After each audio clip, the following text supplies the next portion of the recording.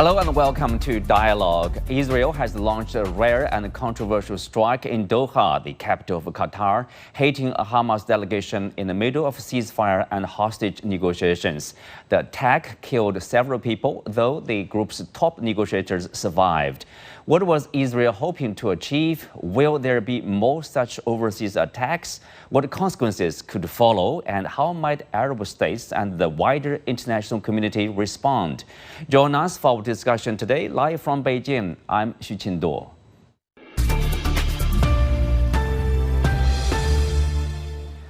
Joining me now are Professor Sultan Barakat from Hamad Bin Khalifa University, Wang Jin, Associate Professor at the Northwest University of China, and Josef Gregory Mahoney, Professor of Politics at East China Normal University. Welcome to the show.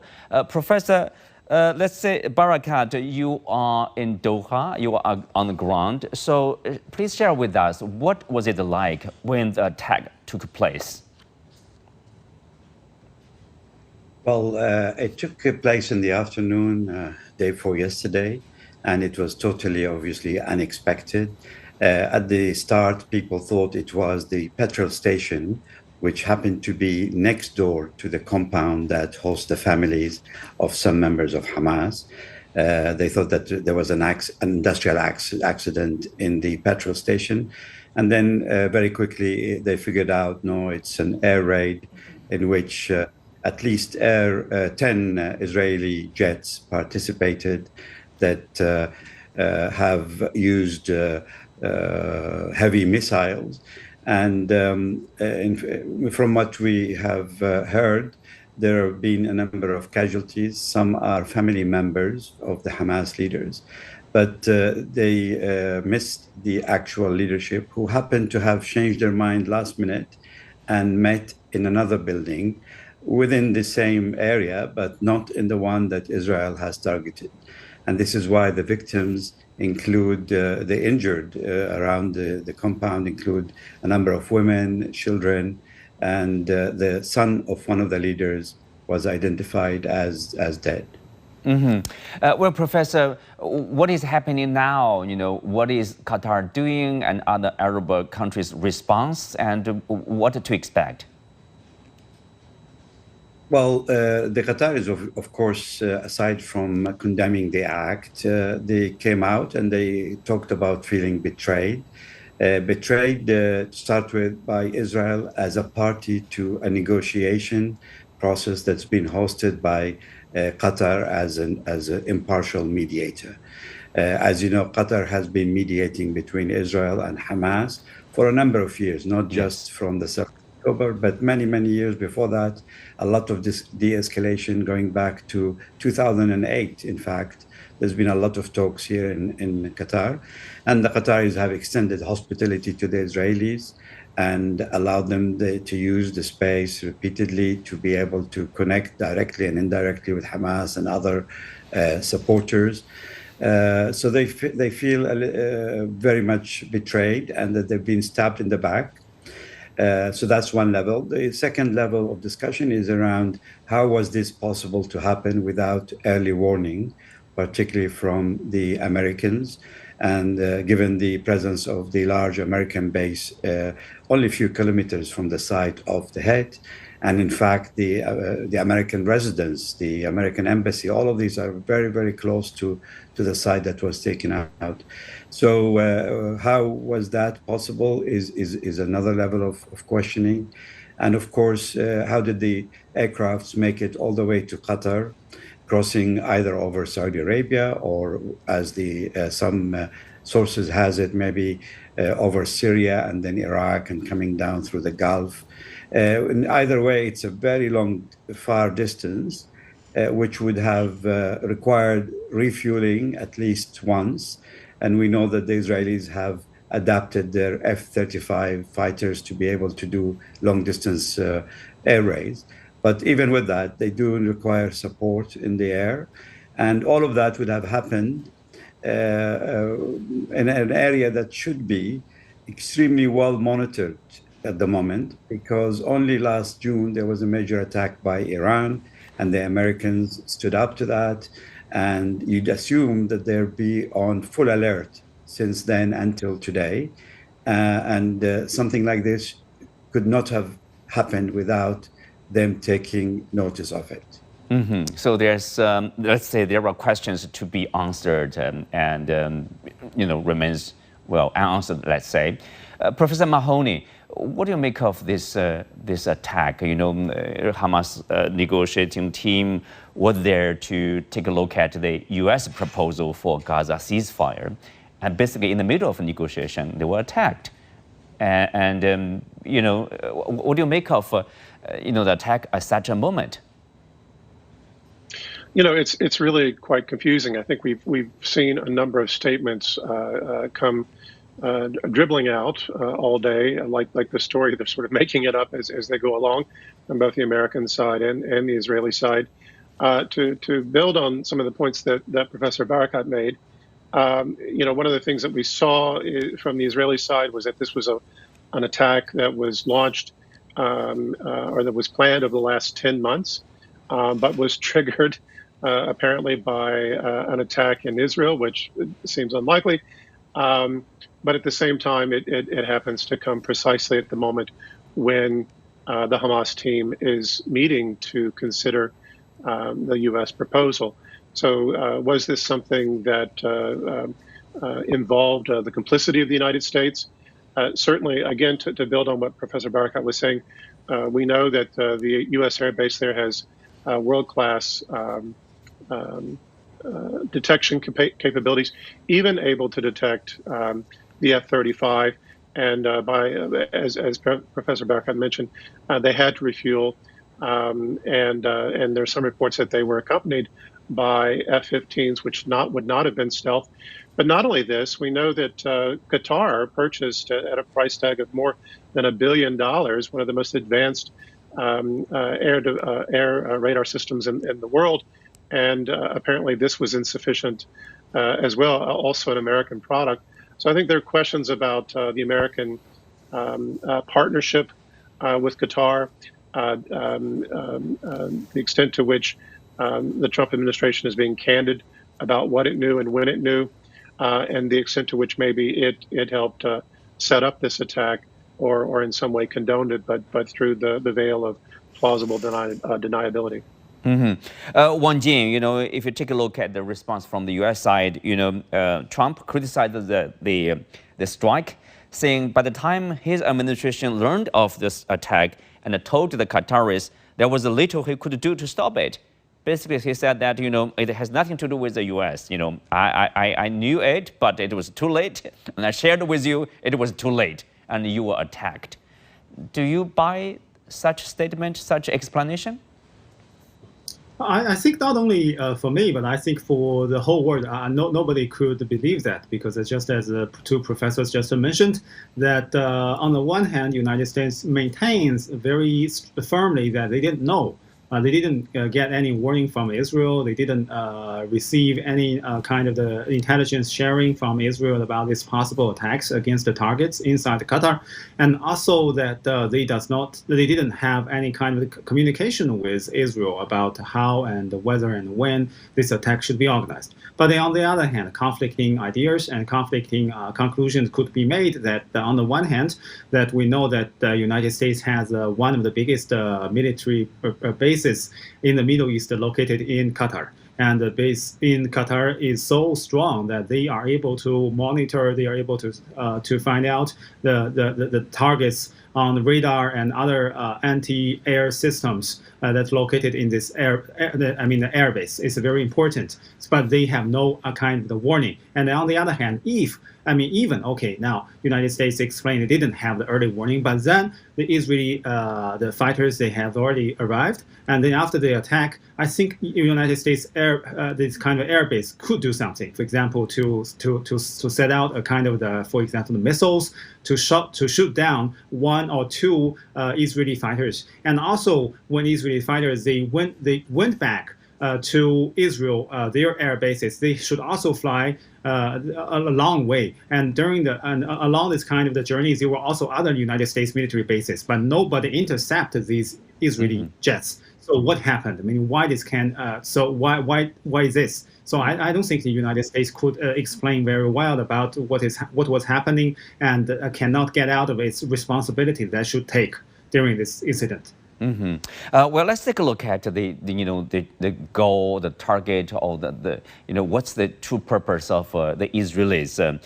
Professor Barakat, Israeli Prime Minister Netanyahu made it clear that more attempts to eliminate target Hamas leaders in Qatar or elsewhere will be made. Does that mean they are either pressuring Qatar to kick the Hamas leaders out of the country, or they will attack Qatar again, or they will probably target another country in the region, maybe hosting some of the Hamas leaders, Hamas political officials? Yeah, I mean, the irony in all this is Netanyahu has by far been the most consistent in his position. He hasn't changed his position from day one, that his aim is to win the war by eliminating Hamas. And this is not the first attempt to assassinate. He assassinated their leaders in January 2004, and then in May 2004.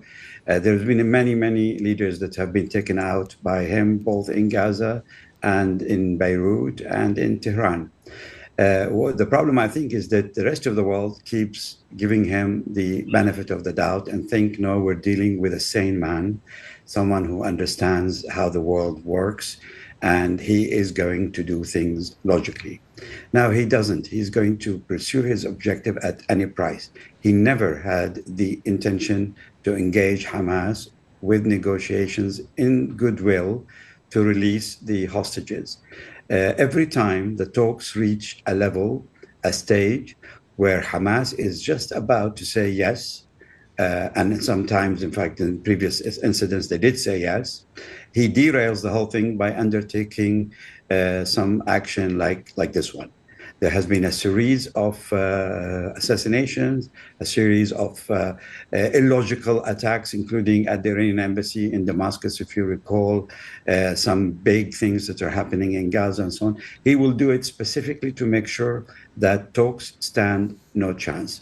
And I think it's maybe something that the mediator should have considered, that there was no real mediation effort for a long time. And maybe we should have stopped that process and looked for alternative elsewhere.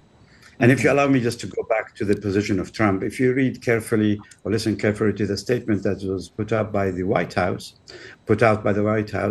he talked about him being informed, or the White House being informed by the American military, which means that Netanyahu did not have the courtesy of picking up the phone and speaking directly to the American president or the White House to tell them about his intention.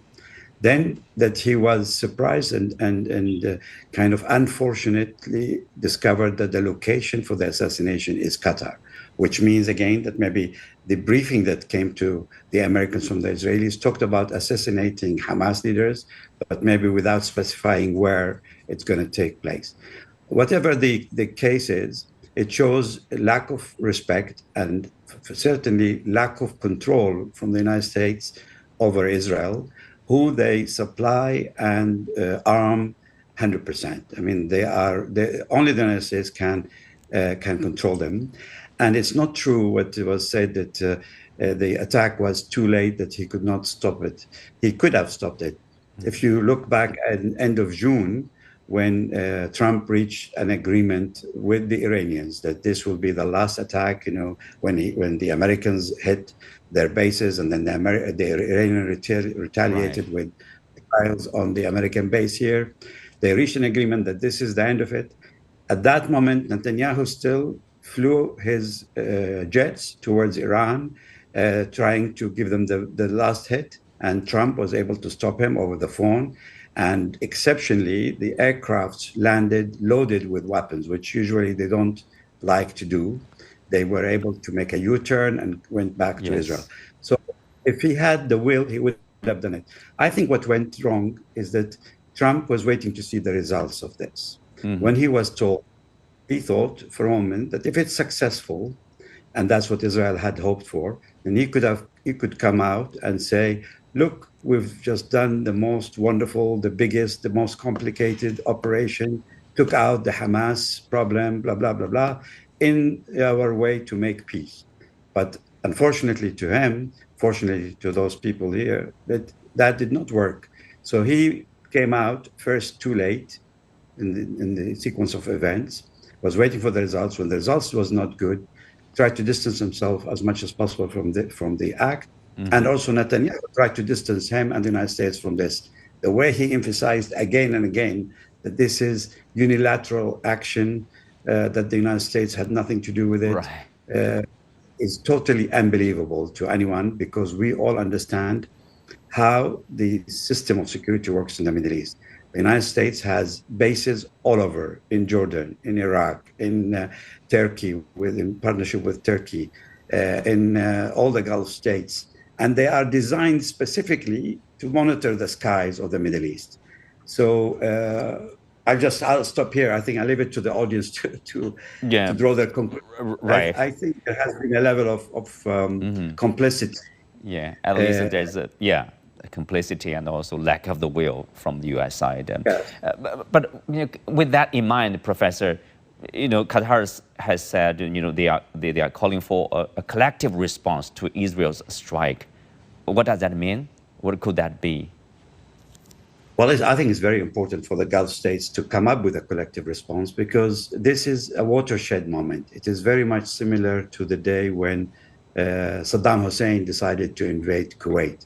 Up to that date, the Gulf states were reliant on security provided by Iraq and to some extent Saudi Arabia facing the Iranians. And then when they discovered that doesn't work, they've shifted their whole focus towards the United States, and the United States came in and did the liberation of Kuwait and everything else that followed, and has become the key partner of security for them in the region, and has cost billions, trillions of dollars over the last few decades. Now I think the message is very clear. For the United States, the security of Israel comes first, ahead of the security of the Gulf.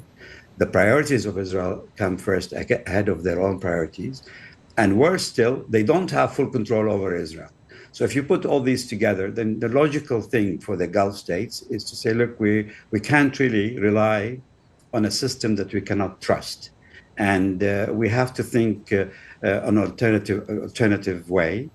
And this is the moment to reconsider that. I mean, the options are not great. There aren't many. China has been very reluctant to replace the United States in the Gulf, to fill in the gap. Even in the days of Obama and Biden were trying to withdraw.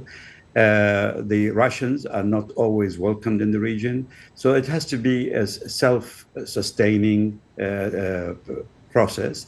The only way out is to develop constructive relationships with Iran and see the collective security to include Iran and potentially also countries like Turkey and maybe other Central Asian countries. Mm-hmm. They need to start thinking regionally and put their priorities first, because they will be thrown under the bus by the United States on the next occasion. Wow, it's a long-term change there. Professor Mahoney, of course, I think Professor Barakat mentioned a very interesting point here. Obviously, the U.S. is basically unreliable. Let's be frank. Despite all the largest military base and the purchase of the U.S. weapons, at the point of danger, you say you are not there, you are absent. So that's also, let's say, a damage to U.S. credibility and then, the image of the U.S. You are not reliable. Well, it's more than this, because one of the things that we've failed to mention so far is a report out of Qatar that the Qatari leadership was actually promised by both the Israeli and the American side that the Hamas delegation would not be attacked. And this is, I think Professor Barakat could speak more directly to the cultural implications of this type of betrayal to the Qatari leadership, this type of bald-faced lying and perhaps complicity. It's certainly something that in a world where personal relationships and politics are important, and they're certainly important to someone like Trump, and I would assume the leadership in Qatar and the Gulf region, it is a gross betrayal. I think the Qatari leadership invested a lot of political capital in trying to play the role of a peacemaker. And now they've been hit twice. Once induced by the American attack on Iran, which invited the counterattack on the base in Qatar, and now from this betrayal from the Israeli and the American side. As far as finding some sort of solution to this problem, I agree that they will need to rethink regional security, and I think it's also clear that that they need to that some of the Gulf states need to rethink the Abraham Accords and the fact that these things have continued despite the absolute disgusting atrocities in Gaza and despite the systemic killings and assassinations, and despite the fact that I think the leader of Qatar today rather bravely described the Israeli state as having engaged in a terrorist act. So maybe we'll see a sea change now, but if so, it is long overdue. Wang Jin, what about can we say this is the end of the peace negotiation or negotiation for ceasefire or hostage release between Hamas and Israel? Because even you are sincerely entering a negotiation, basically you are the targets, you could be killed, and people will say no more negotiations, right? I think it's just an important blow to the process of negotiation, because on the one hand, the mediator is targeted. As you mentioned, Qatar is important and has always been important mediator between Israel and Hamas. After nearly 2 years ago, after October of 2023, given that on the one hand, Qatar keeps a very positive ties with Hamas, and on the other hand, Qatar could maintain the very different channels with Israel for communication. So that's why Qatar, the mediator's role would be weakened, because Qatar, I think, they would have to rethink and reconsider their policies towards Israel, and this would in turn lead to more difficulties for further communication as a bridge between Israel and Hamas for Qatar. And also, on the other hand, we also should notice that Israel and Hamas has already shown their willingness, the lack of willingness to further negotiation. Because on the one hand, from the Israeli side, of course, they targeted directly, as you mentioned, Khalil Haya and his assistants try to show that they are not interested in negotiation with Hamas team in Qatar. And also on the other, and meanwhile, the Hamas, their team would also be maybe lack of the trust towards Israel, given that, as you mentioned, that their negotiation team now directly targeted. Nobody dare or nobody wants to speak directly with Israel under the mediation of other states or other sides. So that is why I think now we might face a kind of a very strong dilemma. Who would be the next very reliable mediator, and who might organize next round of negotiation to find a peace, to seek the peace of end the war. So that's why I feel a little bit negative or very lack of confidence about the possible negotiation that would be resumed.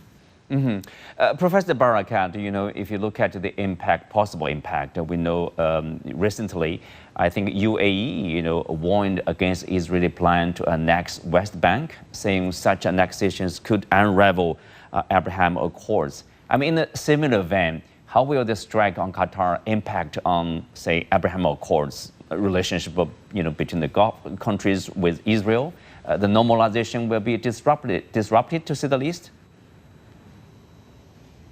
Yeah, I think this is, again, it's a moment for the Gulf states to come together. They haven't been the most aligned, if you like, politically group of states over the last 10 or 15 years, but they're getting there. And this moment can bring them together closer, because now they can see the threat, as I described earlier, that can be imposed by Israel. And of course, if they don't respond to Israel, all other countries can also try what Israel has tried. Now, we have to keep in mind that this is not the first time Israel assassinates individuals in the Gulf. They have assassinated another Hamas leader in Dubai in the past, but they done this sort of individual Mossad type actions in a hotel. Now, the problem with this one is it's an air raid. It's a blatant violation of sovereignty and is putting all of them at risk. And different Gulf states have different leverage to play at this moment. And I hope this is what they will be doing when they meet later today and tomorrow. The Emiratis in particular have the card to play around the Abrahamic Accord with the Israelis and the Americans. And similar to what, if you remember, back in 1997, King Hussein of Jordan did when the very same man, Netanyahu, attempted to assassinate the same man, Khaled Mishal, who he tried to kill 2 days ago, in Amman in 1997, on the streets of Amman. King Hussein immediately took the very public position that he will cancel all the peace agreements with Israel that have just been signed 5 or 6 years earlier. With that threat, Clinton was able to put pressure on Israel, and the Israelis gave him the antidote that rescued Mishal. A position like this is now required, but collectively from all the Gulf states. So the Emiratis will say, we will put a stop to the Abrahamic Accords. The Saudis have to stop the ground corridor that has been created all the way from Dubai through Saudi Arabia and Jordan to supply Israel, to work around the bottleneck that the Yemenis have created in the Red Sea. And many others. There are a lot of issues at stake here that have to be suspended. But I also think they should send a clear message to the Americans about all of them recalculating their position vis-a-vis the need for the presence of American forces in the Gulf. If they cannot do a simple thing as predicting or plotting or finding out an attack like this, then there's no need for them in the region. So they have to take, I think, tough decisions. And I know it's not easy because the economic interest of the Gulf and the United States is too entangled. But this moment has created a lot of outrage, particularly amongst Western European countries.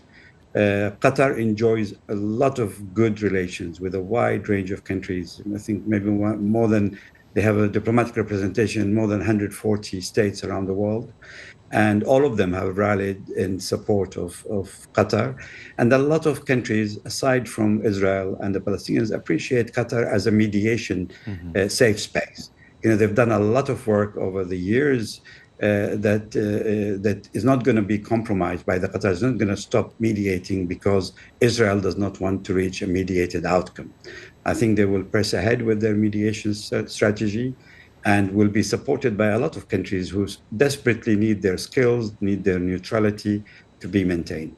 But they have to find a way of protecting the sanctuary of this space. If you're not able as a mediator to provide safe arena for sides to come and talk to each other, then you're unable to really act properly and won't be in demand, if that's the right way to look at it. So there is a lot of issues to be tackled at the moment, and there is a lot of hope on the Arab states, particularly the Gulf states, to now come together as one unit and to speak in one voice. And if they don't do it this time, as I said before, I think the sovereignty, as we understand it, complete sovereignty, is going to be, it will disappear. Right. And then finally, I think now, because we're also speaking to audiences in China and globally, I think China needs to take concrete action. I think China should not just we have to stop there, Professor. Condemnate. Well, with that, we are coming to the end of today's show. Many thanks to our guests. You can also find us on the CGTN app on YouTube. I'm Xu Qinduo. Thanks for being with us. See you next time.